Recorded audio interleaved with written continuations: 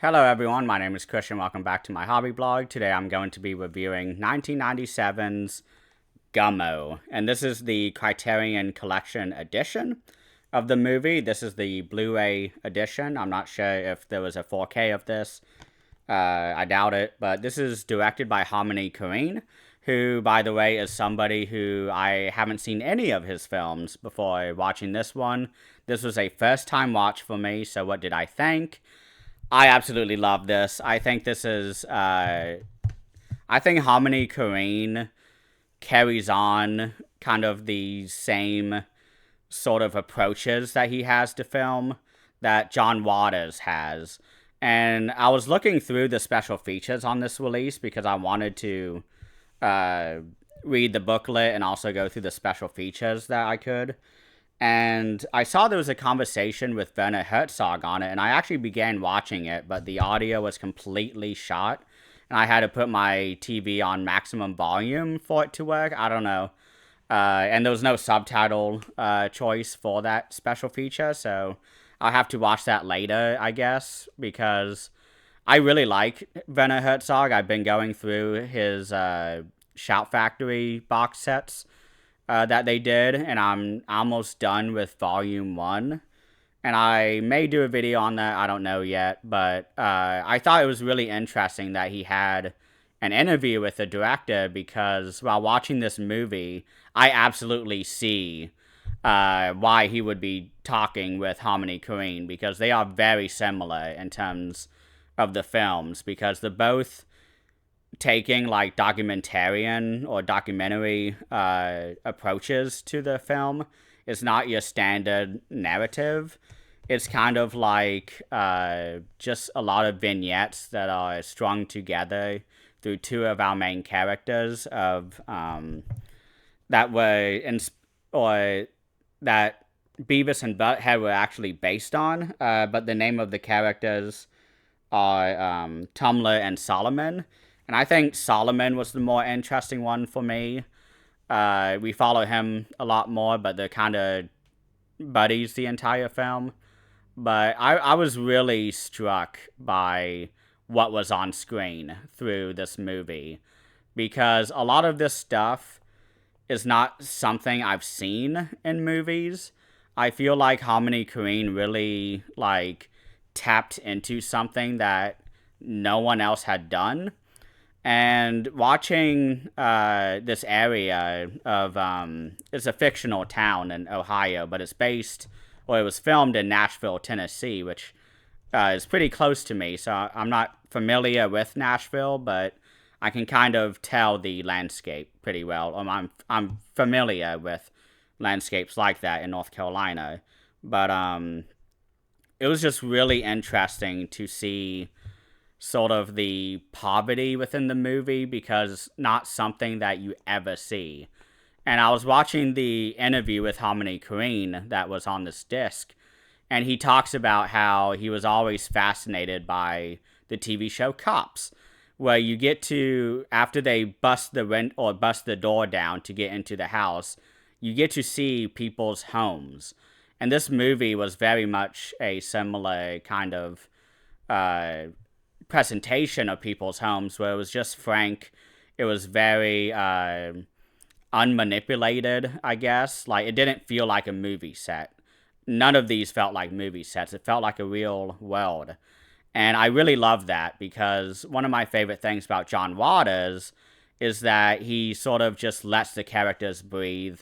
It's not overly scripted.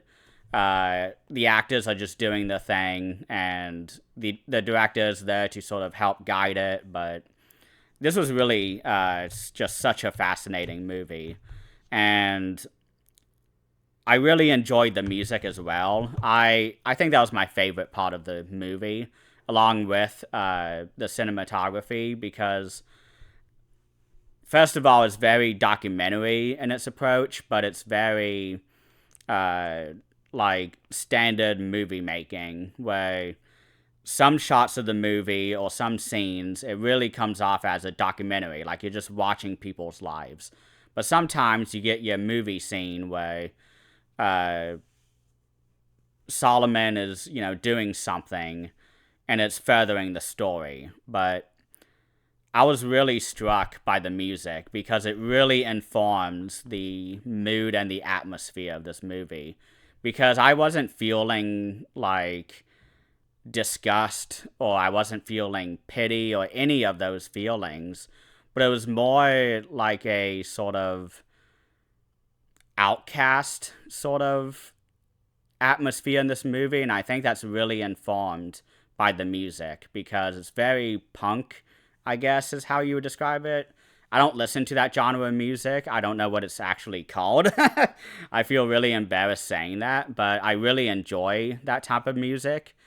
And when I was listening to the music in this movie, it really just completes the picture for me watching this movie because it just feels like a I don't I'm trying to find the word, but it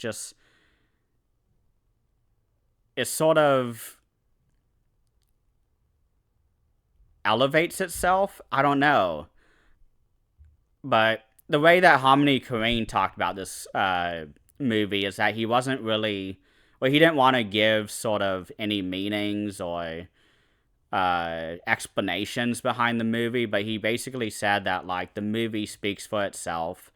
It's supposed to be sort of just how you react to the movie, the emotions that you feel throughout this movie. And this movie is for sure the heaviest. I get it's sort of the same thing with John Waters when you're watching Pink Flamingos, because you're getting these really intense feelings, rather of disgust. I had that feeling mainly when Solomon was eating the spaghetti in the bathtub, and that water in the bathtub was just so nasty. I am very like phobic towards that kind of just hygiene, I guess. And it was really nasty to see that, but I know that's the world that some people live in, and it like breaks my heart for that. But this movie in a vacuum is so just great. This movie did not leave my mind when I finished it. I finished it last night, and I've been thinking about it all day at work, talking to people about the book or the movie, and it's just really interesting. It just really gets in your head, and I really love that. I love movies like that, and I know I haven't done a review in so long, but this movie really, I just really wanted to talk about it. And I know I'm not talking too long about this because I want to keep it short, but this was just such an amazing film. It's not one that many people will like. I feel like a lot of people hate this movie, and they are completely valid in that. I understand and can see why people do. I do not. I think this is a love letter, or at least not a love letter, but it's a very honest look at humanity. And it doesn't matter, all of the bad things that these people are witnessing because they actively hunt cats with BB guns and hang them up on nooses and all this stuff. And I hated that. I hated any scenes that had to do with the cats being murdered. But these were the lives that these characters have been living in, so they know better than that, and they don't know that that's not cool, I guess. And one thing that I really liked about the booklet that it got into is that there was one line that I really liked where they said like there's no like awkward scene where our characters sit together and like think, wow, what if we don't do this, what if there's a life out there that's better. Like these characters have accepted the reality, and I really thought that was interesting to watch. And watching these people's lives was just, it really not reminded me, but the actor or actress Linda Mans is in this film as well as the mother of Solomon. And I love her a lot because her acting in Out of the Blue by Dennis Hopper, directed by Dennis Hopper, is without a doubt one of my favorite because it's so complex and complicated and just really hard to watch. And she's sort of like in this movie on the other side of it because her son now is sort of doing his own thing, doing his activities that he's doing, that her character, if she was in his environment, would probably be doing along with him. And it's really interesting to think about that because Out of the Blue is really similar in terms of the filmmaking, and how many Korine even mentioned Out of the Blue, and he was talking about how he really wanted to cast Linda Manz in this movie, and I love that. I'm really happy that she was in it because she hasn't really been in any or many movies. She was in Days of Heaven, I believe, by Terrence Malick, and then Out of the Blue by Dennis Hopper. That's the only movies I've seen with her. Now Gummo.